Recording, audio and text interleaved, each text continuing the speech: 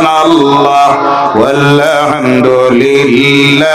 ওয়া লা ইলাহা ইল্লাল্লাহ সুবহানাল্লাহ ওয়ালহামদুলিল্লাহ ওয়া লা ইলাহা حسبي ربي جل الله ما في قلبي غير الله نور محمد صلى الله لا إله إلا الله سبحان الله والحمد لله ولا إله لا إله إلا الله محمد رسول الله صلى الله عليه وسلم ঐতিহ্যবাহী হযরতে মুল্লুক শাহ রহমতুল্লাহ আলাইহি বাৎসরিক ইসালাত সাওয়াব মাহফিলের সম্মানিত সভাপতি, মঞ্চে উপবিষ্ট বিভিন্ন শ্রেণীর সমাজসেবীরা, রাজনীতিবিদেরা, শিক্ষাবিদেরা, সমাজ সচেতন মহল, তৎসঙ্গে মঞ্চে উপবিষ্ট সম্মানিত মুরব্বিয়ানে কেরাম, সামনের দিকে উপস্থিত সম্মানিত মুরব্বিয়ানে কেরাম, বিশেষ করে প্রাণ প্রিয় যুবক ভাইয়েরা, পর্দার আড়ালের সম্মানিতা মা ও বোনেরা, সর্বপ্রথমে মহান স্রষ্টা আল্লাহ সুবহানাহু ওয়া তাআলা লাখ কোটি শুকরিয়া আদায় করি যে আল্লাহ পাক রব্বুল ইজ্জত দুনিয়ার সকল প্রকারের ব্যস্ততা থেকে আমাদেরকে মুক্ত করে, সকল প্রকারের পাপাচার থেকে মুক্ত করে মুবারক শাবানুল মুআজ্জম মাসের আজকের এই রাত্রিতে আল্লাহর কালাম কোরআনুল কারীম থেকে কিছু আলোচনা করার জন্য এবং শোনার জন্য যে আল্লাহ পাক আমাদেরকে সিলেকশন দিয়েছেন, তার কালামের আলোচনার এই প্যান্ডেলের ভিতরে আসার এবং বসার সৌভাগ্য নসিব করেছেন। এর জন্য আল্লাহর গোলাম হিসাবে আমরা সকলে আলোচনা শুরুর আগে আমাদের স্রষ্টা আল্লাহ সুবহানাহু ওয়া তাআলা কৃতজ্ঞতা জ্ঞাপন করি, অবনত চিত্তে তার কুদরতের কদমে মাথা নত করে সিজদায় লুটিয়ে পড়ে সকলে যেন বলি আলহামদুলিল্লাহ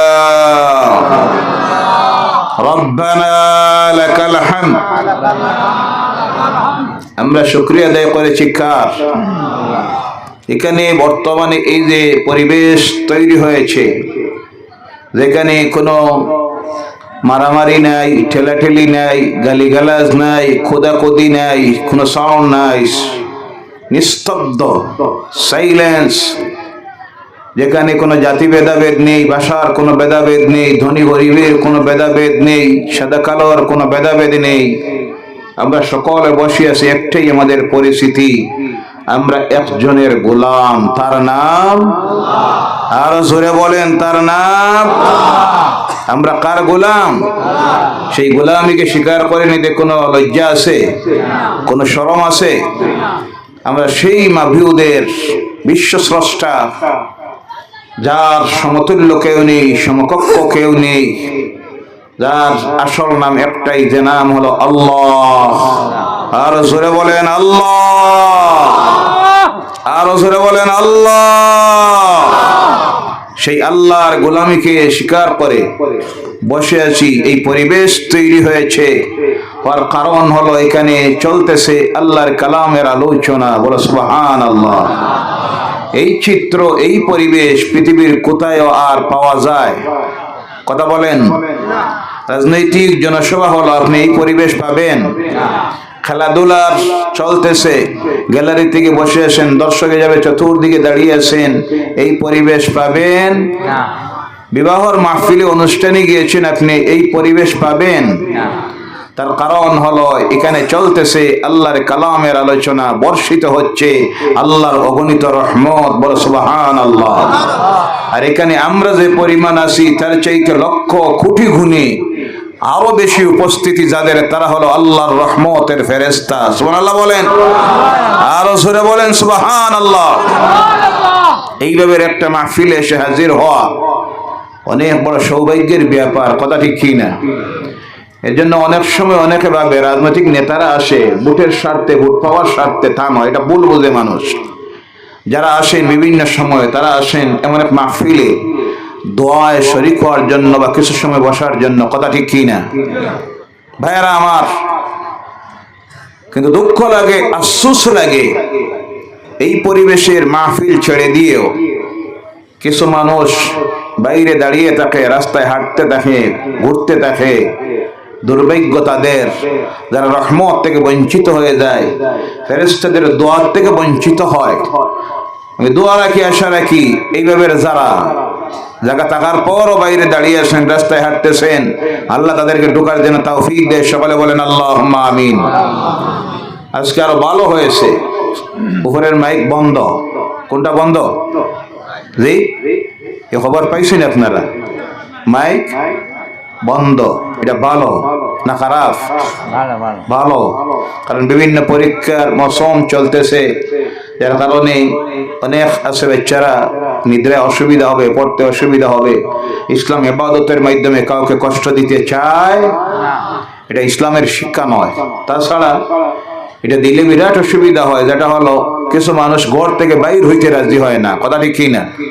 জি, মনে মনে ভাবে ঘরে বসে তো সব ওয়াজ শোনা যাইতেছে, ওয়াজ শুনতে হলে এখন প্যান্ডেলে আসতে হবে। কোথায় আসতে হবে? প্যান্ডেলে আসতে হবে, ঢুকতে হবে, বসতে হবে। এই আসলে পরে সব বেশি না কম? ঘরে বসলে বেশি না প্যান্ডেলে আসলে বেশি? ওই যুবকটার ওটাই দিন, ওই যে এটা, ওই যে আমার সামনে যেটা টুপি নাই, না কথাটা টুপি দিয়া দিন। আর একজন ওই যে সামনে, আরে এদিকে এখানে আমার দিকে তাকাও, তুমি, তোমার টুপি নাই নাকি? ওই যে আপনার পিছনে যে গামছা দেও না, তার পিছনে দেও। আমার মিজাজ নষ্ট হয়ে যায়। আমার মাহফিলে এইভাবে বেয়াদবি করে কেউ যদি বসে, ওয়াজের মাহফিলে আসলে আবার মাথায় টুপি নাই, নাউজুবিল্লাহ বলেন। হইতে পারে এই ভাইয়ের মনে বাড়িতেও নাই, তার বাবারও মনে হয় নাই, থাকলে তো ওটা নিয়ে আসতো। রাগ করবেন না যুবকেরা, রাগ করবেন না, বিরক্ত হবেন না। আপনারাই হলেন এই জাতির ভবিষ্যৎ।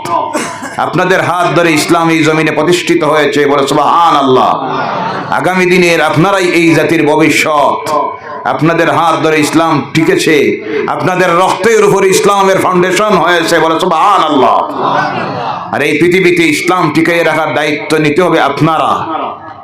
আপনারাই একদিন হবেন মসজিদের প্রেসিডেন্ট, সেক্রেটারি।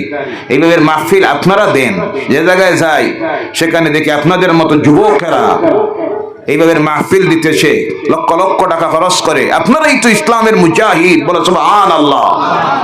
যত প্রতিরূপ, যত অন্যায় আসুক, আক্রমণ আসুক, প্রতিরোধের জন্য আপনারাই এগিয়ে যেতে হবে।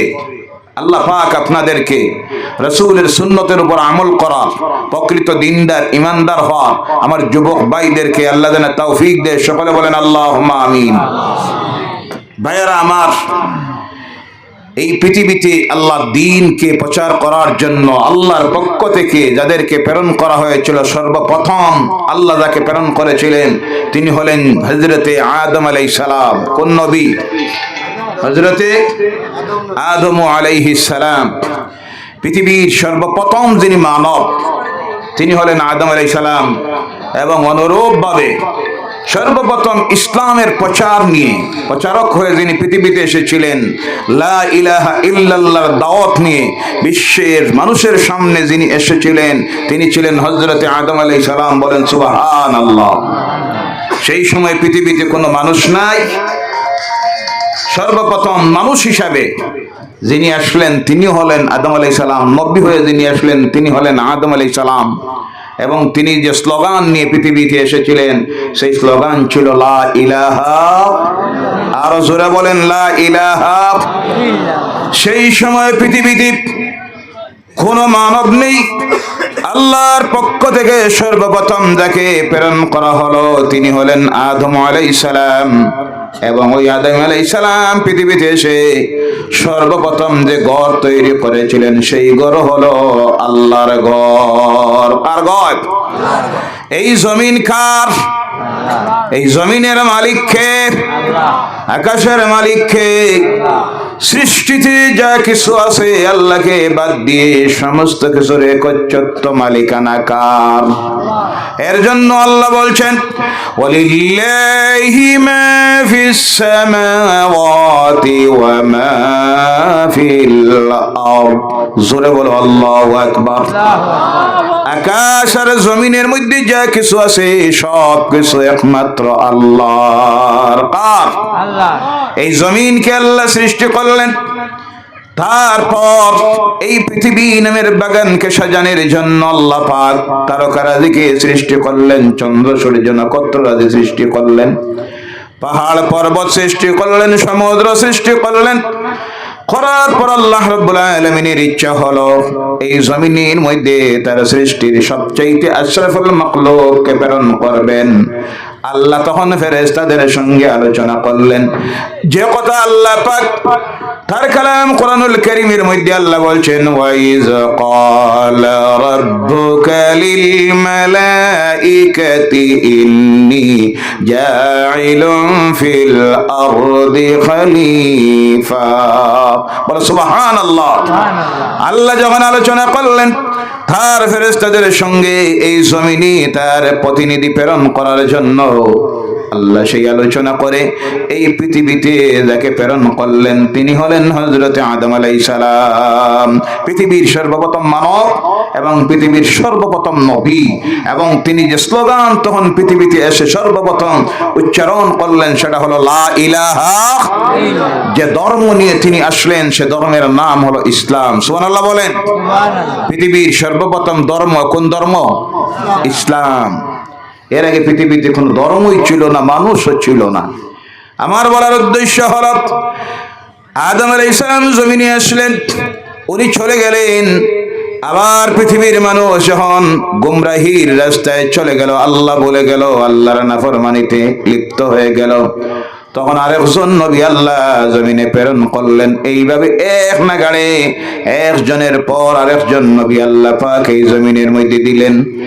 দিতে দিতে গিয়ে সর্বশেষ বিশ্ব মানুষের জন্য আল্লাহর পক্ষ থেকে সর্বশেষ নবী হিসাবে যাকে আল্লাহ প্রেরণ করলেন তিনি হলেন জনাবে মুহাম্মদুর রাসূলুল্লাহ সাল্লাল্লাহু আলাইহি ওয়াসাল্লাম। এক নাগাড়ে 1,24,000 মতান্তরে 2,24,000 নবীরা এই পৃথিবীতে এসেছিলেন আল্লাহর দ্বীনের প্রচারক হয়ে। যিনি প্রবর্তক হলেন তিনি হলেন আদম আলাইহিস সালাতু ওয়াস সালাম। ওই নবীদেরকে আল্লাহ যখন প্রেরণ করেছিল তারা আল্লাহ প্রেরিত, এই কথা দুনিয়ার মানুষ বোঝার জন্য আল্লাহর পক্ষ থেকে তাদেরকে বিশেষ একটা পাওয়ার, একটা ক্ষমতা দেওয়া হয়েছিল, যেই ক্ষমতার নাম হলো মুজিজা। কোনটা?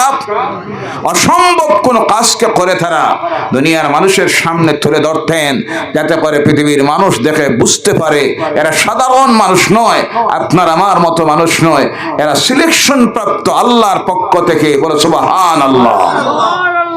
সমস্ত নবীদেরকে আল্লাহ বিশেষ একটা মুজিজা দিয়েছিল, এক একজন নবীকে আল্লাহ এক মুজিজা দিয়েছিল।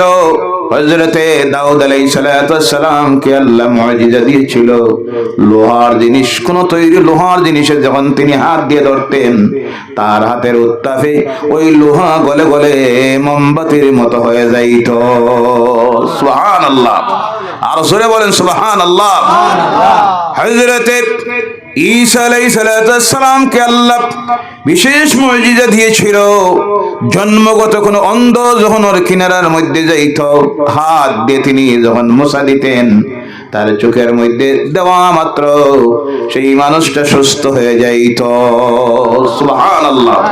কুষ্ঠরোগে আক্রান্ত কোন মানুষ ওর কিনারায় যাওয়া মাত্র যখন তিনি হাত দিতেন ওর গায়ে দেওয়া মাত্র সুস্থ হয়ে যাইত। মূসা আলাইহিস সালাম কে আল্লাহ ক্ষমতা দিয়েছিল, ওর মধ্যে ছিল হাতের মধ্যে একটা লাঠি থাকতো, যখন প্রয়োজন হতো যেখানে তিনি তাকে ব্যবহার করতেন। নীল নদের মাঝে ছেড়ে দিলেন, 12টা রাস্তা তৈরি হয়ে গেল। সুবহানাল্লাহ বলেন। ফেরাউনের জাদুকরদের সামনে যখন ছাড়লেন সেই লাঠি বিরাট সাপ হয়ে গেল। পাহাড়ের ভিতরে স্ত্রী সন্তানকে নিয়ে মুসিবতে পড়েছেন, আগুনের প্রয়োজন, তখন আগুন পাবে কোথায়? তখন ওই হাতের লাঠিটা দিয়ে যখন পাহাড়ের গাছের পাতার মধ্যে লাগালেন, লাগানি মাত্র লাঠির অগ্রভাগ থেকে আগুন তৈরি হয়ে গেল। সুবহানাল্লাহ। এইভাবে এক একজন নবীকে আল্লাহ এক একটা মুজিজা দিয়েছিল। হযরত ইউসুফ আলাইহিস সালামকে আল্লাহ মুজিজা দিয়েছিল সৌন্দর্যতা, যার সৌন্দর্যতায় বিভোর হয়ে মিশরের মহিলারা তাদের হাত কেটেছিল, সামান্য তারা টের পায় নাই। এইভাবে বলতে গেলে প্রত্যেক নবীকে আল্লাহ বিশেষ একটা মুজিজা দিয়েছিল, কিন্তু সমস্ত মুজিজাকে একত্রিত করে আল্লাহ যাকে দিয়ে জমিনে প্রেরণ করেছিল তিনি হলেন আপনার আমার নবী মুহাম্মদুর রাসূলুল্লাহ সাল্লাল্লাহু আলাইহি ওয়াসাল্লাম। সূরা বলো সুবহানাল্লাহ। যেমন ঈসা আলাইহিস সালামের সৌন্দর্যতা ছিল মুজিজা, আমার নবীকে আল্লাহ কেমন সৌন্দর্যতা দিয়েছিলেন।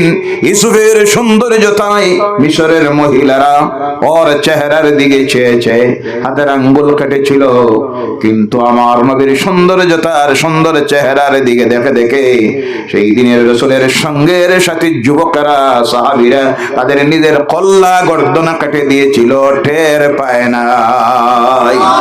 আর রাসূল বলেন সুবহানাল্লাহ।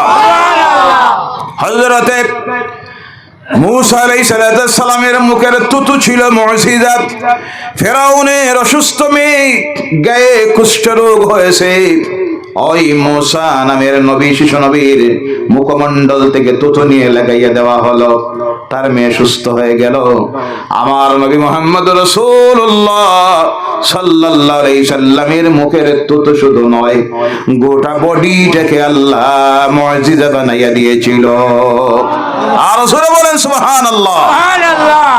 আমার নবীর মুখের তুতু ছিল মুজিজা, আমার নবীর চুল ছিল মুজিজা, আমার নবীর পেশাব ছিল মুজিজা, আমার নবীর পায়খানা ছিল মুজিজা, আমার নবীর গায়ের গামটাও ছিল মুজিজা। সুবহানাল্লাহ। আমার নবীর শরীর থেকে যখন গাম বাইর হতো সেই গামে কোনো দুর্গন্ধ ছিল না। আমার নবী যে রাস্তা দিয়ে হেঁটে যাইতেন এক সপ্তাহ পর কেউ সেই রাস্তা দিয়ে গেলে বুঝতে অসুবিধা হতো না। ওই রাস্তা দিয়ে যিনি হেঁটেছেন তিনি হলেন নূরের নবী মুহাম্মদ রাসূলুল্লাহ সাল্লাল্লাহু আলাইহি ওয়াসাল্লাম। তখন ওই রাস্তা থেকে মিশকে আম্বরের ঘ্রাণ আসতো। আর রাসূল বলেন সুবহানাল্লাহ। ও আমার ভাইরা, আমার নবীর পেশাব জীবনে দুনিয়ার কোনো মানুষ দেখে নাই। সুবহানাল্লাহ বলেন। আমার নবীর পায়খানা পর্যন্ত দুনিয়ার কোনো মানুষ দেখে নাই। আমার নবী যখন পেশাব করতেন, পায়খানা করতেন, আমার আল্লাহ পাক মাটিকে নির্দেশ দিয়েছিল করা মাত্র মাটি তা বক্ষণ করে নিত। ও আমার ভাইরা, ফেরাউনের মুখের তুতু যখন লাগতো গায়ে গিয়ে মূসার মুখের তুতু সুস্থ হয়ে গেল ফেরাউনের মেয়ে। আর আমার নবীর মুখের তুতুর পাওয়ার দেখেন। সেই পাহাড়ের গুহার ভিতরে আবু বকর রাদিয়াল্লাহু তাআলা আনহুকে ঢুকেছেন, সত্য একটা ছিদ্র তিনি বন্ধ করে দিয়েছেন, একটা মাত্র ছিদ্র রয়ে গেছে। দেখলেন গায়ের কাপড় খুলে যদি এটা বন্ধ করতে যাই তাহলে আমি উলঙ্গ হয়ে যাব, আমার সত্রে আওরাত বাইর হয়ে যাবে। এই চিন্তা করে নিজের পায়ের গোড়ালি দিয়ে ছিদ্রটা বন্ধ করে দিয়ে আল্লাহ রাসূলকে ডাক দিলেন, ইয়া রাসূলুল্লাহ ভিতরে চলে আসুন। সারা দিনের ক্লান্ত, সারা রাত্রির ক্লান্ত আল্লাহর হাবিব 5200 ফুট উপরের সেই গুহায় গিয়ে উঠেছেন। সুবহানাল্লাহ বলেন। কাফের মুশরিকদের ডরে আর ভয়ে 5200 ফুট উচ্চতার গুহার ভিতরে গিয়ে ঢুকেছেন। আবু বকরের উরুর উপরে মাথা রেখে একটু বিশ্রাম নিতেছেন, ঘুম এসে গেছে।